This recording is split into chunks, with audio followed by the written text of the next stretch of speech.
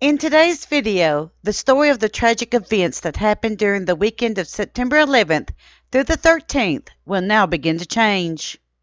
At first, Edward O'Neal would be accused of the crime. However, we will begin with the alibi that Patsy O'Neal Troxdale provided to the coroner's inquest that would cause suspicion. In this section of the story, Patsy will be arrested twice, once in Tennessee and once in Kentucky by the orders given to Kentucky Governor Owsley.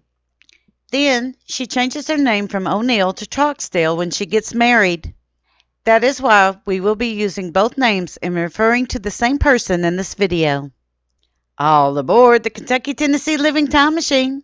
Please fasten your seatbelts and keep your arms and legs inside of the vehicle at all times. But to get going, we need your help. We still need to fire up that time machine to transport us. Please help us by clicking on the like, subscribe, and bell notification buttons down below. Not only does this fire up the time machine for our flight back in time, but it convinces the YouTube algorithm that we need a bigger vehicle to reach more people who love history as much as you do. Now, back to our story. How the newspapers reported the murders. We have found many articles using the same perspective written over and over. We are quoting the most clear available source when it comes to this article, coming from the American Republican and Baltimore Daily Clipper, dated October 12, 1846. Quote, "Dreadful tragedy. Murders and suicide. The Louisville Journal says that on the 19th ult in Overton County, Tennessee, a brute in human form named Edward O'Neal murdered his wife and 5 of his children, set his house on fire, and then committed suicide, throwing himself upon the horrid pile of murdered victims. It is scarcely necessary to say that the man was a habitual drunkard and was drunk at the time. His daughter of 16 escaped the general massacre." Unquote.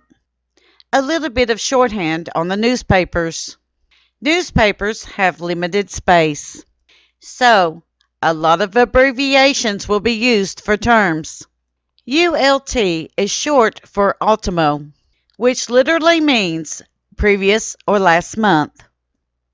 The article really gives us a huge clue as to how the investigation was going initially.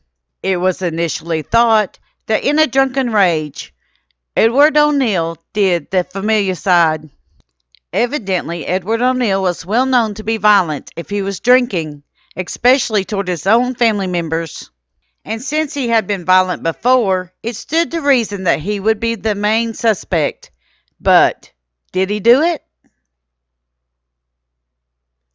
The coroner's inquest. Sometime during the evening hours of September 12th, the O'Neal family home caught on fire. By the morning of Sunday, September 13th, the cabin had been reduced to ashes. Now, the gruesome task was at hand to discover who did the murders and why. The coroner first investigated the area to find all of the evidence that was available. Then, he held an inquest. Now, we admit that we do not have the official date of the inquest or how long it took for the jury to investigate the crime. But we do know for sure that the inquest had taken place sometime between the afternoon of Sunday, September 13th, and Tuesday, September 15th. First, let's present the alibi that Patsy initially reported. We will now go back to the Tennessean for this part of the story. Quote, "Upon examination before the jury, Patsy deposed that her father had threatened to turn her out of his house on Saturday, and had thrown out her plunder, which she and her mother conveyed to an outhouse some 200 yards from the family residence, in which there was some fodder. That her father afterwards choked her mother and committed other acts of violence towards her, and sent her, Patsy, off to Miss Householder with directions to spend the night there, and to tell Mrs. H. to come to his house in the morning, and he would tell her where her husband, who it seems had run off, had gone to. That she, Patsy, went accordingly to Mrs. Householder's, remained all night, and brought her home with her the next day, when they discovered the house to be on fire and nearly consumed. She had stated that Upton and Stevens, her co-defendants, had been to her father's on Friday and had given him liquor. The jury of inquest discovered several articles in the fodder house or outhouse mentioned above, all of which defendant Patsy claimed as hers, having been brought from money she obtained from singing, hunting, and selling ginseng. The defendant Patsy was taken under arrest by a constable and kept for a few days at his house, but was then permitted to go at large. She lived in the fodder house by herself for some time, and then went to her uncle's in Kentucky, where she married and remained until taken upon requisition from the governor of this state and brought back to Overton County sometime in March 1846. Unquote. Mrs. Householder's part of the story. First thing that struck us was the name Householder. Was this a real person or a name used to hide her identity? Well, in this case, we are not for sure. It turns out that there is an Anglo-Saxon surname of Householder. It simply means to hold a religious house or convent. It is also the Americanized version of the German surname Hochschläger. So the surname could be a real one, even though we do not have the lady's first name. There are some other things that we glean from this article. The first would be to get a little bit more information as to why Patsy O'Neal was staying all night in the barn or shed. Evidently, according to Patsy, there had been a huge fight between Patsy, Edward, her father, and Patsy's mother. This fight escalated to violence against the two women. Patsy was basically told to get off the property and stay with Mrs. Householder and give her a message to come to the O'Neal farm the next day.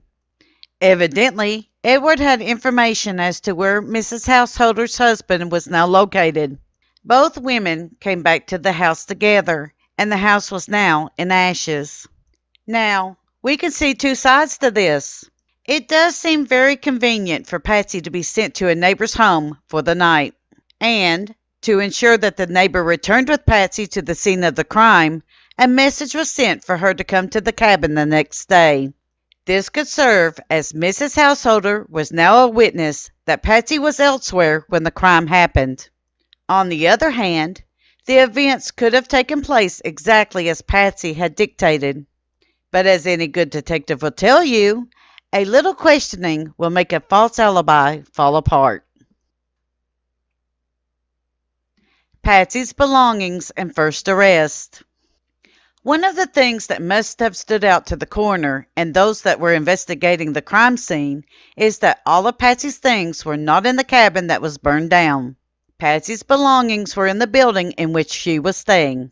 Patsy admitted that all of the belongings were in fact hers and that she purchased them with her own money.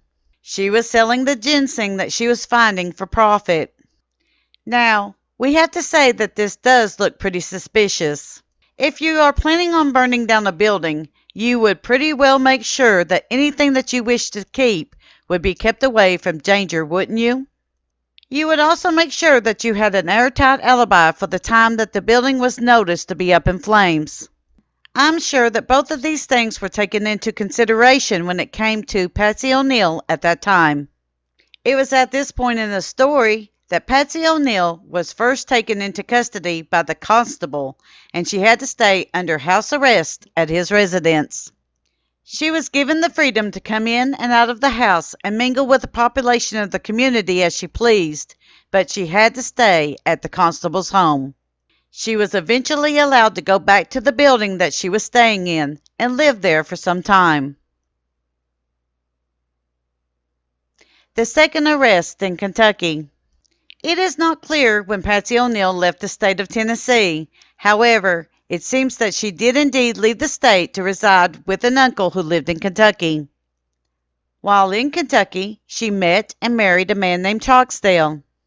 We currently could not find his first name, nor exactly when they married, or if this marriage was out of love or convenience. If the marriage was from convenience, what did Troxdale know?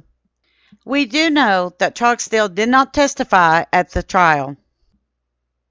Kentucky State Governor William Owsley, who served from September 4, 1844 through September 6, 1848, was given a requisition concerning Troxdale. She therefore was arrested in the state and brought back to the state of Tennessee for trial in March of 1847 to 1848.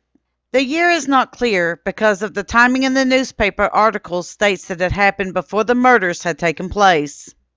In our next video, we will start the first case concerning Troxdale, Stevens, and Upton with the prosecution's witnesses and evidence. Would there be enough evidence to convict the three people? Thank you. We at Kentucky Tennessee Living would like to thank you for watching our video series on the myths and legends of the Appalachian Mountains. Don't forget to hit that like button, as the more likes we receive, the more likely YouTube is to suggest our videos to other viewers. Also, to receive notice when we upload a new video, be sure to subscribe and click the bell notification button. Please be sure to double check that you are subscribed, as some of our viewers are finding that they are no longer subscribed to our channel. We thank you for continuing to support Kentucky Tennessee Living as we are discovering the mysteries in Appalachian history.